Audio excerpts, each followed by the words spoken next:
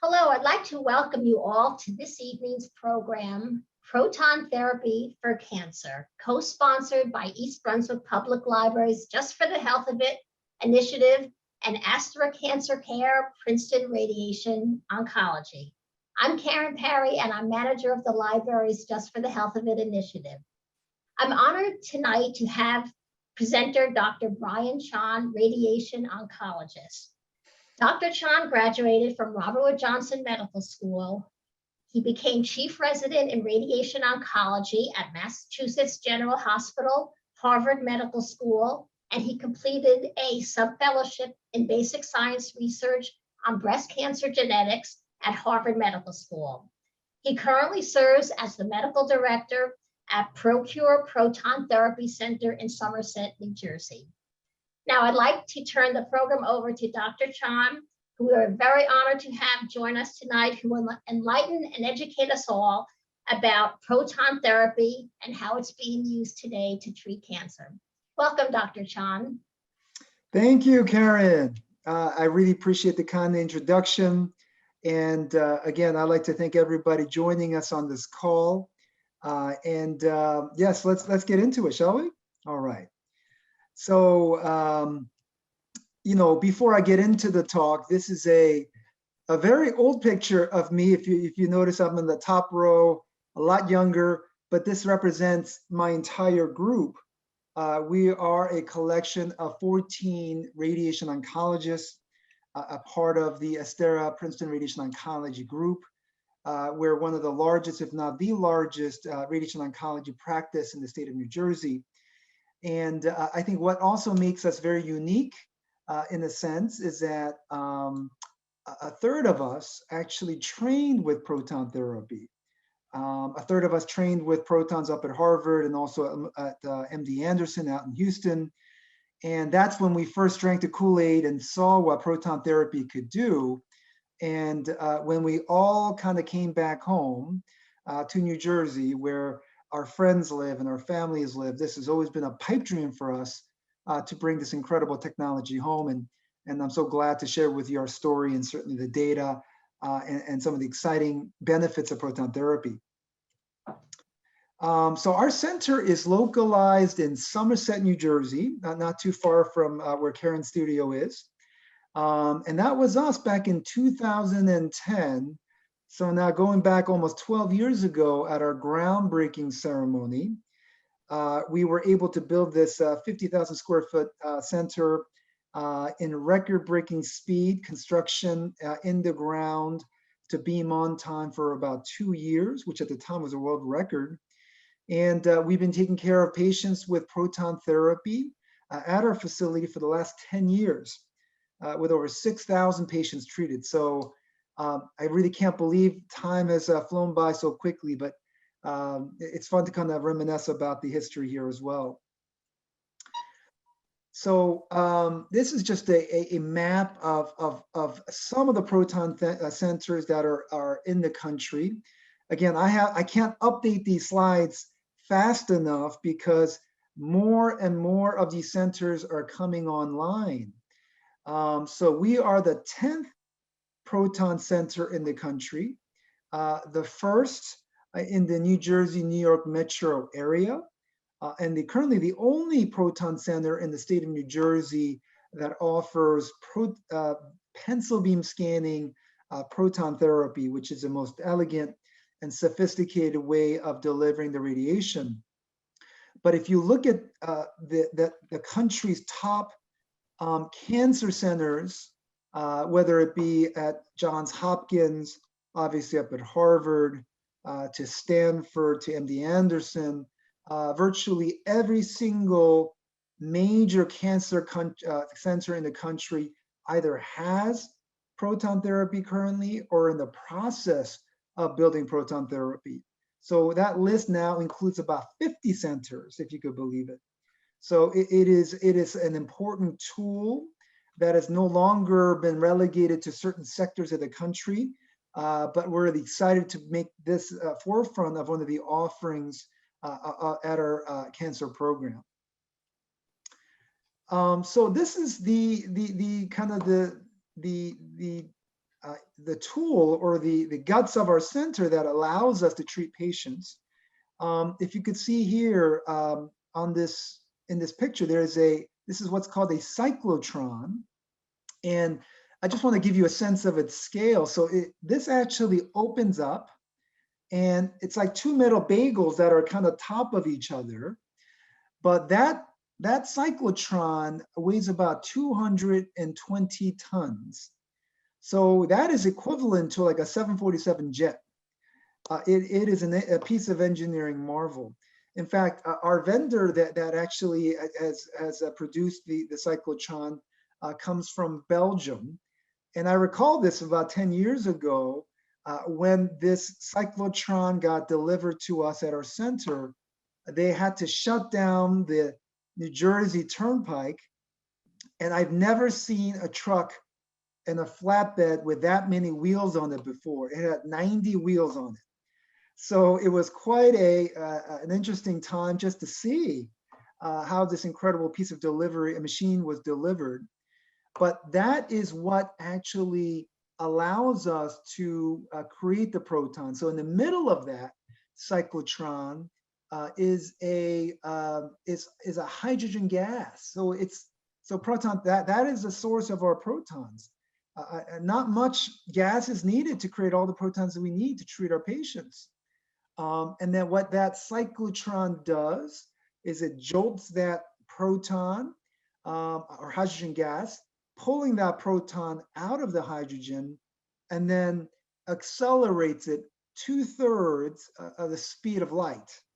And once it hits that speed, it goes down this beam line, which you can see here, around the bend and down the beam line, which is the length of a football field, brings it into the room, into the gantry, which I'll show you, and ultimately in the patient.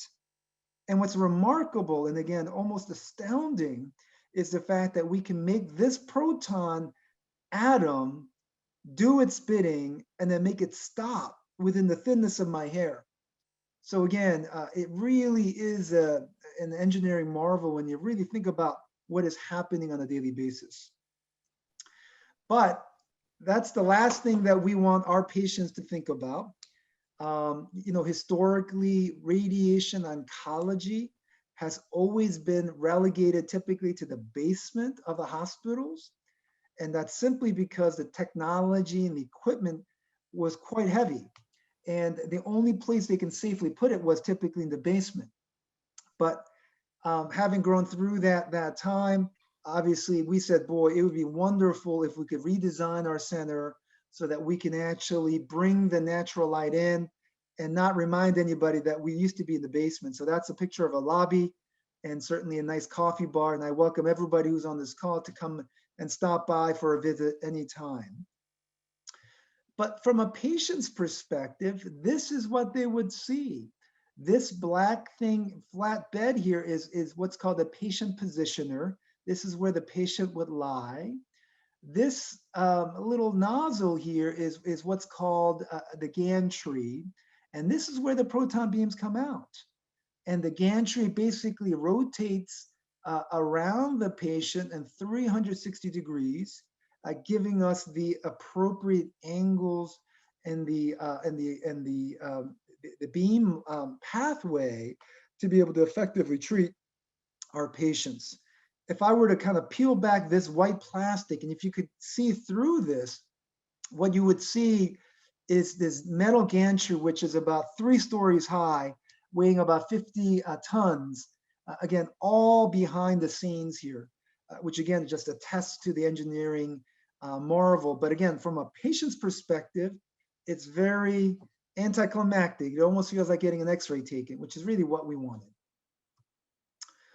So this is just a slide showing all the proton centers in the world. And again, it continues to grow and grow. The last count, I think it's again, close to 100 centers worldwide. And when I made this slide many years ago, we had treated, throughout the world, over 64,000 patients. But that number has easily doubled in that time. And proton therapy has been specifically FDA approved in the United States since the late 80s. So it really is not a new technology, but again, it's coming to the forefront more and more as we're able to utilize this important tool in much more common cancers. So this is a very busy list of cancers that we typically treat with proton therapy. And again, it is covered by Medicare and the majority of our insurances. We started out historically treating kids, pediatric cancers with protons, because kids, as they are still growing, are especially sensitive to very low doses of radiation. And there's no argument there. Again, for children with cancer, proton therapy is the ideal tool of choice. We then evolved into the more challenging types of cases, which were difficult to treat with standard radiation. And those included things like skull-based tumors, very rare cancers called clival chordomas or chondrosarcomas, or tumors in the what we call the skull base. If you could draw a line from your ear to your eye, that is what's called the skull base, and that is where all the important nerves are kind of emanating from the brain to the body. And again, those are very, very challenging areas to treat with conventional radiation treatments. But the things that I want to focus on today, the disease sites among many that I want to focus in on include prostate cancer and breast cancer and head and neck cancer as well. So first of all, what is proton therapy? And I guess the second question I ask here is why proton therapy? So, when it comes to the field of radiation oncology, which is, what we do, maybe I can even take a step back and explain that right now, there are 4 pillars of cancer treatments currently available. They include surgery, medical oncology, typically denoting use of chemotherapy.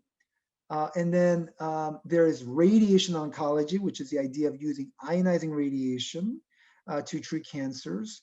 And the fourth and the newest pillar of cancer care now includes immunotherapy or biological agents, where we're using these medications to basically amp up our own immune systems to basically attack and kill cancer cells. So I would say currently about 80% of all cancer patients would require radiation as a part of their treatment paradigm at some point in their lives. So that's the background of what radiation oncology is. But the thing that has allowed us, and basically the guiding principle for every major technological innovation in the field of radiation oncology is this rule here, what's called the therapeutic ratio rule. And simply put, it just means that we want to deliver maximal amounts of radiation to the tumor to destroy it. But at the same time, we want to deliver minimal, if not zero amount of radiation to the normal, healthy surrounding tissues, because all that can happen with that are complications. And so that principle of the therapeutic ratio has driven every major technological innovation since the acknowledgement of X-ray therapy through Madame Curie. And proton therapy simply is the most modern and most recent technological innovation to fit this paradigm. So this is a bit of a busy slide, but again, it really shows you the only difference between protons and X-ray therapy, which is what's typically used in virtually 99% of all cancer centers in the country. I've used it for years. It's quite effective. but it does behave a bit like a bullet. So let me go over the slide a little bit with you guys. So on the y-axis, you're dealing with radiation dose, high doses here, low doses here on the y-axis. And on the x-axis, you're dealing with depth in tissue. So let's just say, for argument's sake, we're dealing with a tumor about 25 centimeters from the skin surface. So if we were to use conventional X-ray based treatments, those include things like Cyberknife and tomotherapy and TrueBeam. Again, very effective, but it behaves a bit like a bullet, meaning it enters the body with lots of energy. And on the way to the tumor, it releases the radiation to the normal tissues in its path. It's going to eventually strike the tumor and destroy it, but will always go through the body like a bullet would, meaning there is a wake of collateral damage on the way into and after the target is struck. Now, protons, because it's heavier than X-rays and it's positively charged, we can actually manipulate the beam so that it enters the body much more quietly. And once it hits a certain depth, we can again make it detonate like a firecracker, release all of its payload, and most importantly, make it come to a complete stop. So by virtue of this physical, mathematical difference of protons, we're able to spare, on average, 60 to 80% of the radiation going to the normal surrounding healthy tissues. And that is the value proposition when it comes to proton therapy, and being able to sometimes deliver higher amounts of radiation to the tumor, but at the same time reducing the amount of radiation going to normal tissues, consequently minimizing the potential side effects. So again, this is not a paradigm shift. It's just an evolution of everything that has really kind of sped up our technological revolution in the field of radiation oncology. So on this panel on the left, you could see this is a patient with a brain tumor here near the skull base. And back in the 80s, we would use these very rudimentary X-ray fields. These color lines represent radiation dose. And as you can see, we're covering that tumor where there's a large swath of normal brain tissue that's being radiated. We started to get better and better as we started to use multiple non-coplanar fields to kind of shape the beam better with 3D therapy.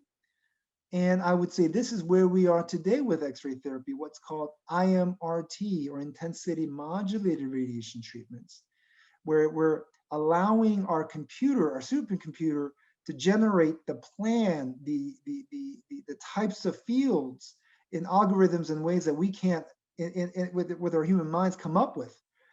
So as you could see, the conformality is much better around that tumor.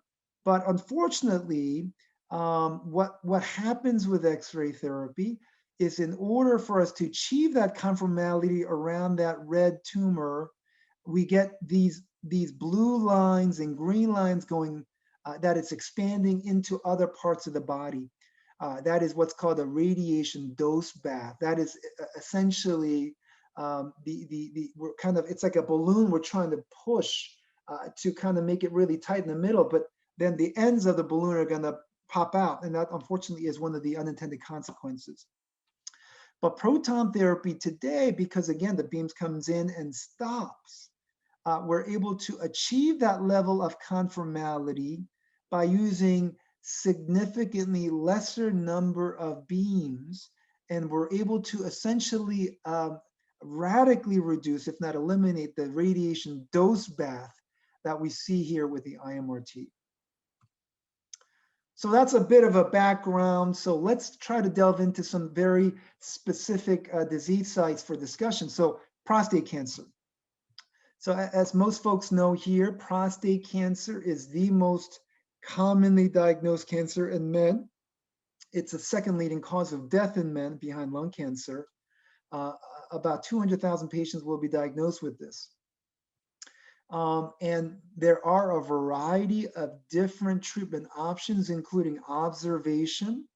But if we want to definitively treat and cure these tumors, largely we have surgery or radiation as the two definitive treatment options. So this is again, I'm sorry, a busy slide, but it lists all of the recently published randomized prospective trials that have used high doses of radiation that we consider modern right now. The top four, the MD Anderson study, these European studies, have all used X-ray based therapy. The one down here in red called PROG 9509 is a randomized trial that came out of the Harvard system in Loma Linda in California. And what's interesting again is the fact that very similar doses were used. But what you see here is that because of the conformality of the protons, when you put these studies side by side, the observed GI or bowel or rectal toxicity, which is one of the main toxicities that you could see with radiation treatments to the pelvis for prostate cancer, was the lowest with proton therapy at 1%. Grade 3 is anything that requires additional therapies that are beyond just over-the-counter things. And so again, attesting to the fact that the concept that if you can deliver less dose to the normal tissues, you are going to see lesser side effects. This is a patient that we treated at our facility with prostate cancer. And as a way of comparison, we ran two plans. So just to orient people here, this is a axial CAT scan that we're looking at. So this is the left hip. This is the right hip. This is blue is the bladder. And this is the anterior abdomen. This is the back. And this thing that you see here in red is the prostate that we're trying to deliver the radiation to. Now, with conventional IMRT treatments, we're using multiple beams that are kind of traversing through the body like this. And so we are able to attain this conformality around the prostate, which is very, very conformal, which is what we want. But the byproduct of this is that we're pushing the dose around that body, including the rectum, the soft tissues, and the bladder and the nerves.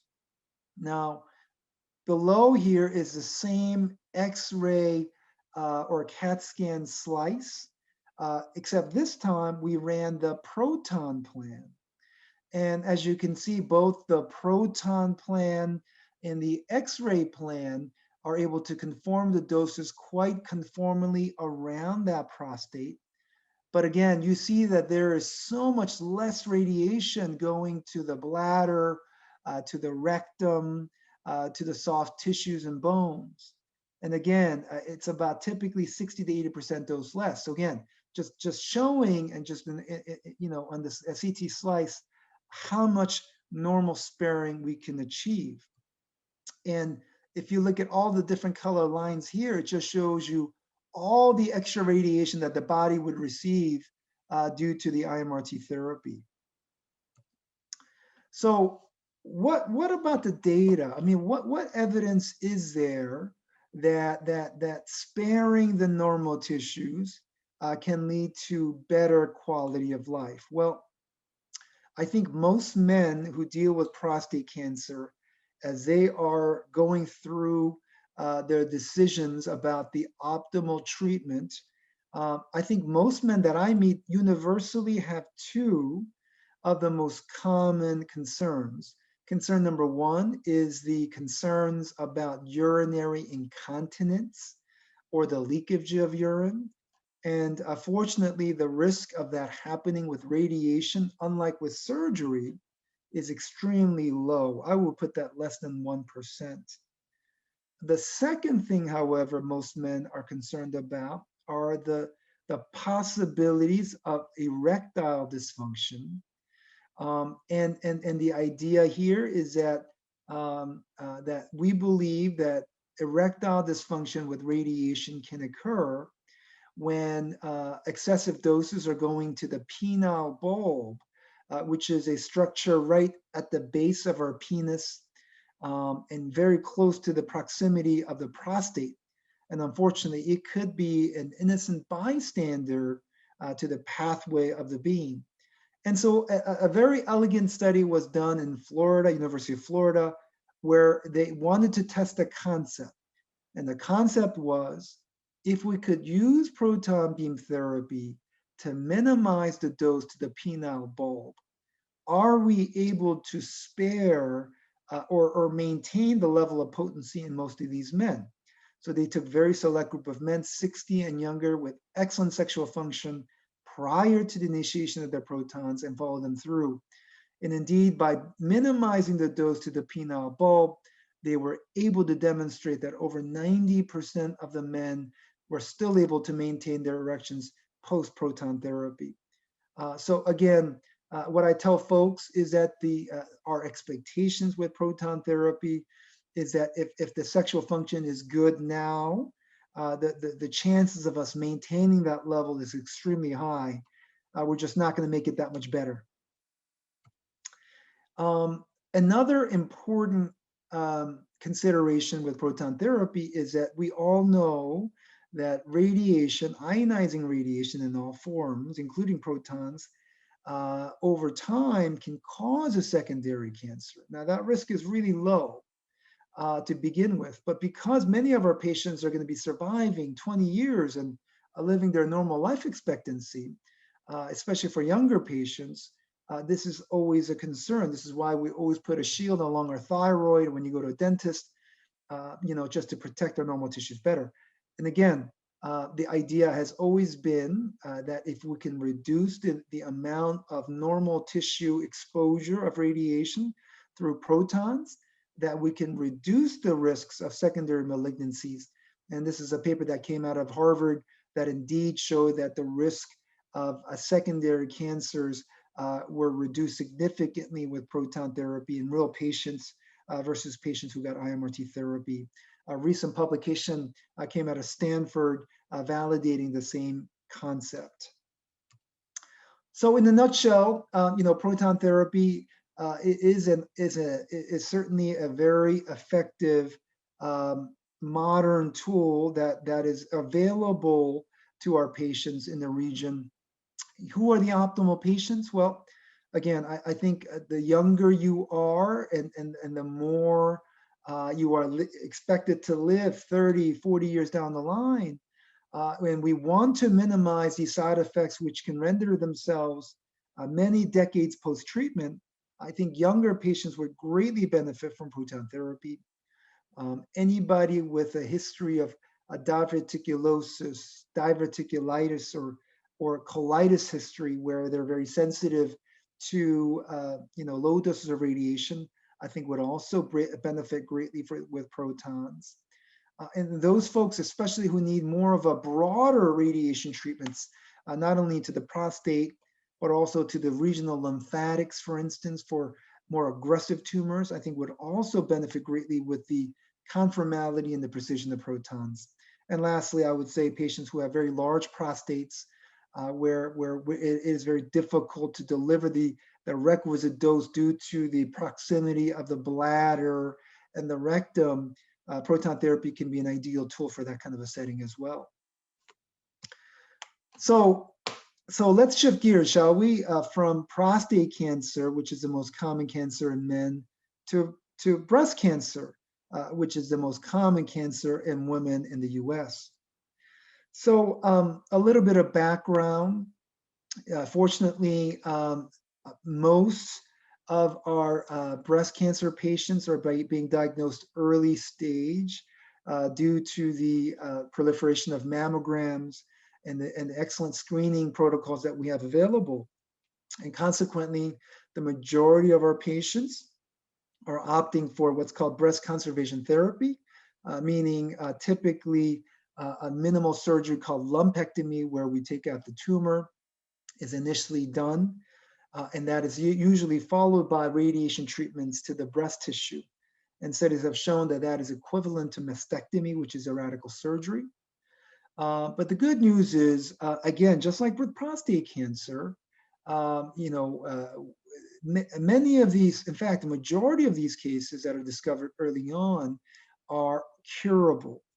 And now we're dealing with the unintended consequences of our success, where women who have been treated with surgery and radiation are living decades and decades after their diagnosis. And we are noticing and have noticed in the past that patients with left-sided breast cancers, anecdotally, were noticed that these folks would have higher complication rates with heart issues and heart attacks compared to the right-sided breast cancer patients we treated. So this is a paper that came out of University of Pennsylvania, just again, anecdotally and retrospectively looking at the incidence of coronary artery disease, heart attacks, and cardiac deaths compared to the right-sided breast patients that we treated with surgery and radiation. And as you could see, they either doubled or tripled in incidence. And so we were kind of, puzzled by this. We knew that obviously the heart lays on the left side, and with the traditional techniques of radiation that we use, we've always known that some amount of radiation was going to go to the heart. But because it was so low of a dose, we have always said, well, listen, the chances of this causing anything significant is so low, we've always tended to kind of blow it off. But as you could see here, again, this is an axial CAT scan slice. This here is the left breast tissue. This is the right breast tissue. And this here is the heart. And this little small guy, I don't know if you could see that circular structure, is what's called the left anterior descending artery, which is a main coronary vessel, which is important to basically perfuse our heart muscles on a daily basis and a minute by minute. And as you can see, the way we typically treat these patients is through these tangential beams. And sometimes the anatomy is such that that left anterior descending artery, as well as portion of that left ventricle, which does the majority of the work of pumping for our body, are right in the beam's pathway. And just about 10 years ago, this paper came out of Scandinavia, which kind of rocked our world because it was the first of the papers that had longitudinal follow-up with over 20 years of follow-up and evaluated these patients who were treated with modern radiation techniques and confirmed a couple of very troubling things. Number one is that it did confirm that with modern radiation techniques, that left-sided breast cancer patients on average would receive about 5 gray of radiation, which is about 10% of the dose. But what was really shocking was when we followed these patients through, every 1 gray resulted in a 7% relative risk increase of major coronary event. We're talking about heart attacks and cardiac death. So if you just kind of magnify the 5 gray in this proportion, we're talking about a 35% increase in the relative risk of cardiac toxicity in the lifetime of this patient. So when this paper came out, it really rocked our world, and we all went back to the drawing board and said, boy, what can we do to reduce these effects? So let me just show you what we've done. And this is a lot of the work that was done at Harvard Medical School at MGH. So as I said before, this is typically the beam pathway of conventional X-ray based tangential fields. And you could see that while the breast tissue is covered adequately, so is the portion of the left ventricle and the left anterior descending artery. So we said, hey, listen, can we use protons? And because they're able to come in and stop, can we use them in what we call an en face beam technique, meaning come in directly anteriorly, make the beams cover the breast tissue adequately, as you can see here, but make the beam stop at the chest wall so we can eliminate much of the dose to the lung, to the coronary vessel, and also to the heart. So that was a project that was started probably about 15 years ago at Harvard to see whether we can make a difference with this technique. And this is their publication that came out roughly about 10 years ago, showing that indeed with protons, you can radically reduce the amount of radiation going to the heart and still adequately treat the breast without compromising on coverage of the breast tissue. So let me show you some pictures here, because sometimes the pictures are the most powerful. So again, from their study, they showed this is the left breast area. And you could see here, this kind of light greenish blue line, it represents the anterior descending artery. And this purple is representing the left ventricle, which does, again, all of our pumping that's going to result in the blood going to the body. And as you can see with proton therapy, you can adequately treat the breast tissue, make the beams come in and stop, and for the most part, lay off of the left anterior descending artery and the ventricles. However, when we have to treat with regular radiation, especially if we want to cover these lymph nodes that are sitting here, called internal mammary lymph nodes, depicted here in the blue, it is very, very difficult because the X-rays just go straight through. So consequently, you're getting significant dose going to the portions of the left anterior descending artery and the left ventricle, much more than with the proton therapy. Again, this is another slide of a patient that we treated at our facility with proton therapy. Again, you could see that we can make the beams conform quite conformally around that chest wall, still cover the internal mammary nodes, but make it stop so that, again, the amount of radiation going to the lung and the heart and the coronary vessels are going to be radically reduced. This is a comparative plan that we use to treat with X-ray therapy.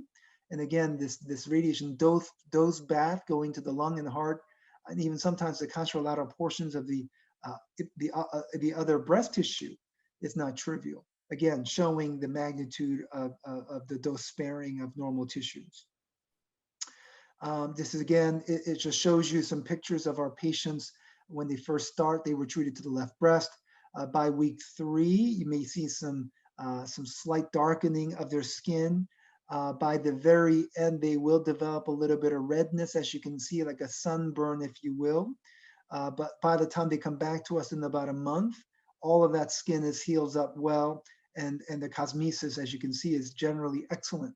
So again, just able to shepherd these patients through with minimal skin toxicity, and most importantly, in minimizing their lifelong risk of major cardiac and pulmonary toxicity. So in the interest of time, let me go ahead and just quickly go through our third disease site, which is head and neck cancer. Believe it or not, the fastest growing type of cancer diagnosed in America today is what's considered HPV positive head and neck cancer. This is papilloma virus that you may have heard of that can cause cervical cancer. Well, we're seeing this happen more and more in younger and younger patients. Unlike the traditional head and neck cancers, which are typically seen in smokers and drinkers who present with very aggressive tumors of the oral cavity and the larynx and oral pharynx, who have generally a poor prognosis, the patients who have HPV positive head and neck cancers, while they may present with bulky lymph nodes in their necks, have an excellent prognosis. Majority of these patients are going to be cured. So historically speaking, we would treat these folks with, again, X-ray based treatments, IMRT. And just to orient you guys a little bit here, this is basically a tumor of the base of tongue, depicted here in the red. These are these isodose lines that we're using with conventional X-ray based treatments. And again, we're able to conform the doses quite conformally around the tumor but you're getting what's called a radiation dose bath to the oral cavity, to the salivary glands called the parotid glands over here, which secrete the saliva. And it's not unusual to see what's called a patchy mucositis. All this white stuff is not tumor, but it's the collateral damage done by the radiation treatments, the denouement of the mucosa of the head and neck area. A lot of these patients complain of soreness in their throats, difficulty swallowing, as you can imagine, especially if they get weekly chemotherapy. And some of these folks absolutely need to get a feeding tube in because they have such a hard time swallowing. So with proton therapy, again, we're able to make the beams come in and stop. And as you could see, the conformality is quite excellent. And as you could see, we're able to largely eliminate the anterior oral cavity dose, which is what makes these folks really suffer. And as you can see in this picture here, that same patch of white mucositis that you would normally see with IMRT therapy is not visible because, again, we're able to make the beams come in and stop. So for this kind of a patient, this means that they're able to taste their food, they're able to swallow well, and their ability to tolerate these treatments becomes much better. Again, another major benefit is that the esophagus here, which is depicted in the middle, I'm not sure if I can move my mouse around there, but anyway, it's the structure that is central. And again, as I mentioned to you before, the esophagus tends to be the innocent bystander to some of the radiation. So some of those folks can't swallow because of the irritation in the esophagus, and we need to put a feeding tube in. Whereas with the protons, we can really spare the esophagus and that swallowing muscles in that pharynx quite well. And this is a very important study that came out of Andy Anderson in Texas, which basically showed that you can reduce the incidence of feeding tube placements by using proton therapy by at least 30%. Again, a huge benefit for our patients who are struggling sometimes eating and drinking, and more importantly, being able to preserve their ability to eat and swallow and taste their foods throughout the course of therapy.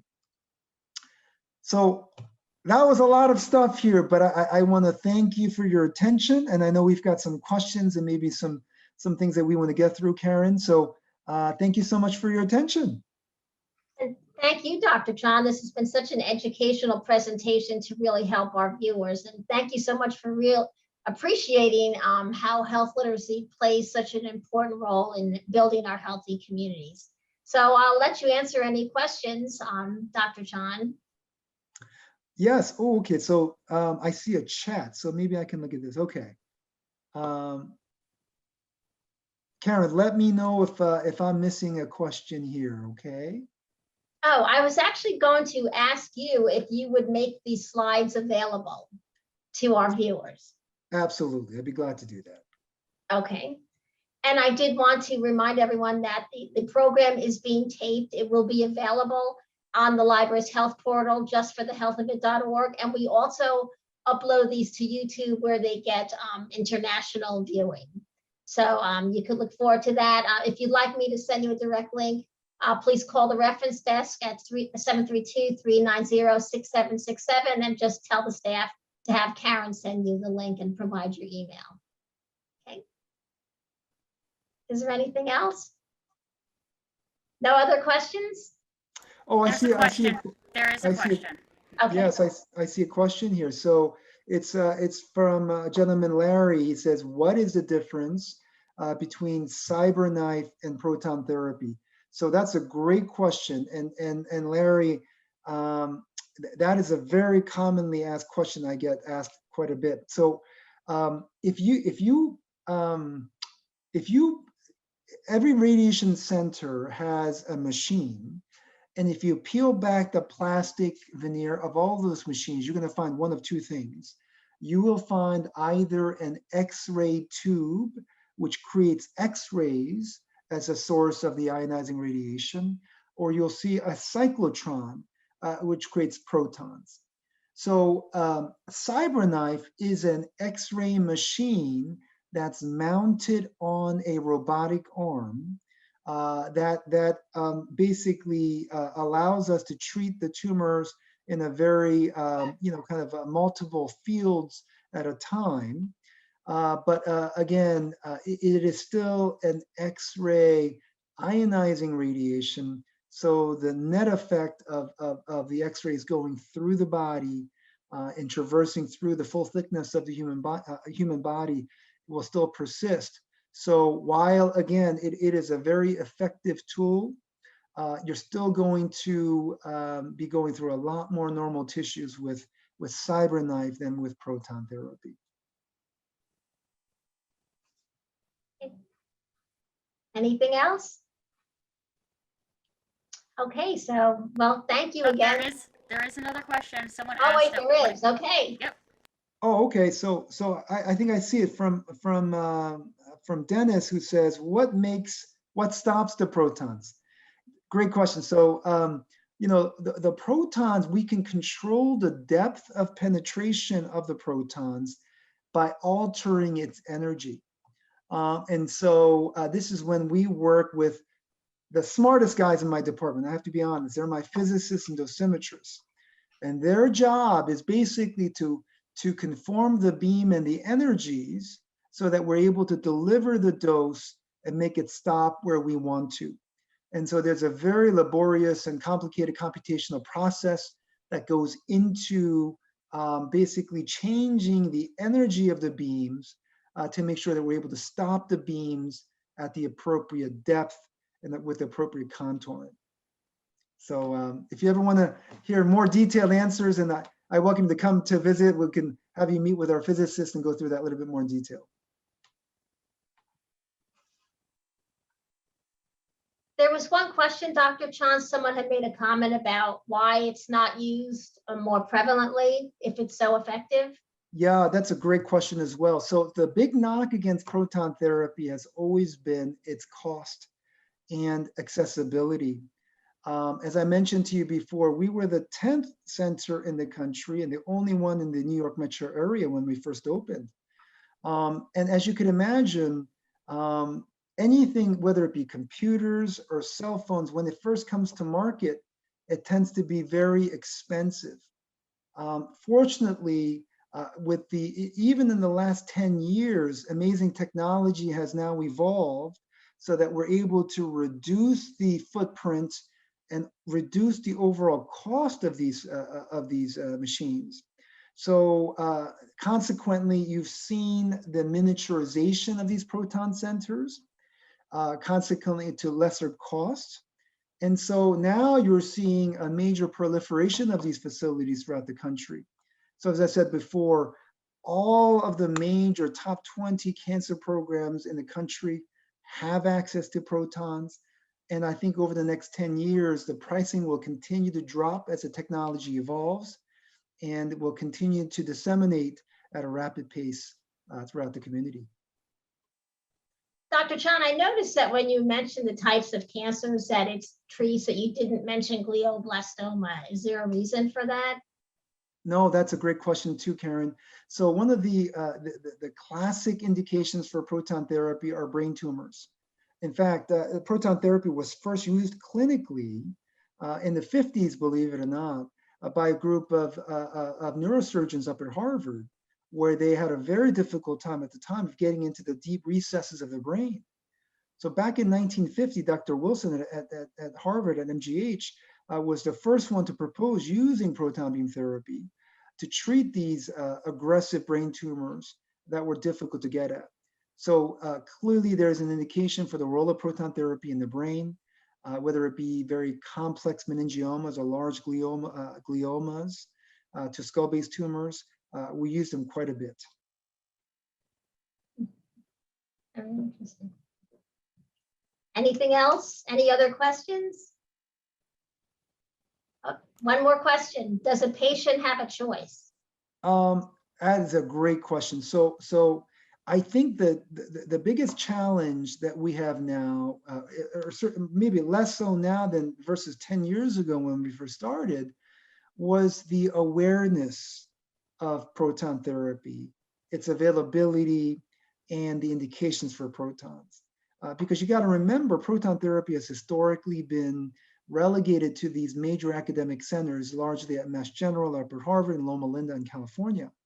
But again, over time, the awareness and the experience and the data with these numerous randomized trials that are underway and are evolving has really created a major awareness for not only for the patients, but also for the physicians.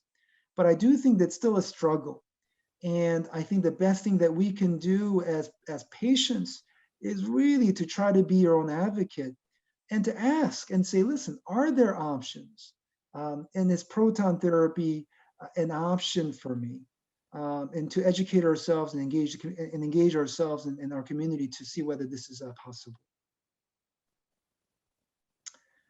Okay, there's another question I'm seeing here. It says, how long is the wait for proton treatment? Well, you know, I guess the question is there a capacity or an access issue? And I would say the majority of centers now are able to take on the appropriate patients. Yes, you may have to wait a week or two to get on, but you know, back when I was in training over 20 years ago, we had to routinely turn away 60 to 70% of our patients who would present for proton therapy simply because we didn't have the capacity to meet that need. But you know, with again the emergence of 50 centers in the country, and certainly with our facilities, we are dedicated to you know, providing you know, unprecedented access. We are historically open for 16 hours at a time to make sure that we allow the appropriate patients to get access to protons as fast as possible.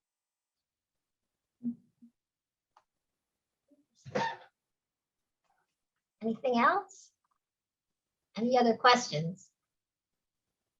All right, well, thank you again, Dr. Chon. This has been so informative, and I know you're really busy, so we really appreciate your time and your dedication to making our, like I said, making our communities a healthier place through health literacy. So thank you so much on behalf of the library and all of us. And stop by the library when you're here, say hi. Okay. I will. Karen, thank you. As well. Remember to use your library.